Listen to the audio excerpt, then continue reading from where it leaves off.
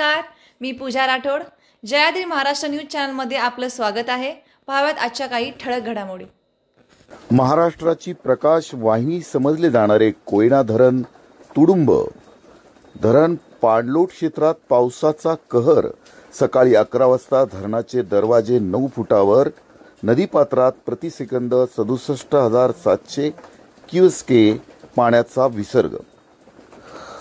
कोयना धरणाच्या छत्रपती शिवाजी महाराज जलाशय पाणलोट क्षेत्रातील पाऊस प्रचंड वाढल्यामुळे धरणातील पाणी पातळी नियंत्रणात ठेवण्यासाठी आज 19 ऑगस्ट 2025 रोजी सकाळी 11 वाजता कोयना धरणाचे वरील 6 वक्र दरवाजे पुन्हा 8 फुटावरून 9 फुटावर उघडून नदीपात्रात प्रतिसेकंद 65,600 क्युसेक पाण्याचा विसर्ग सोडण्यात येणार आहे. तर कोयना धरण पायथा विद्युतगृहाचे दोन्ही युनिट सुरू असून त्याद्वारे 2100 क्युसेक पाण्याचा विसर्ग सुरू आहे.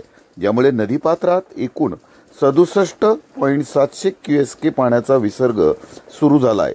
पाण्याच्या वाढत्या प्रवाहामुळे धरण व्यवस्थापनाकडून नदीकाठावरील गावांसह कराड, सांगली या शहरांना सतर्कतेचा इशारा देण्यात आला आहे. कोयना नदीला निर्माण झालेल्या पूरस्थितीमुळे पाटण येथील मुळगाव पूल पाण्याखाली गेला आहे, तर नेरळे पुलाला पाणी घासून प्रवाह सुरू आहे.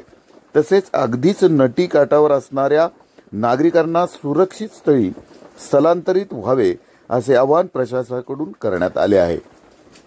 प्रतिनिधी शंकर मोहिते, विजयकुमार हरिश्चंद्रे, जयाद्री महाराष्ट्र न्यूज, पाटण, सातारा.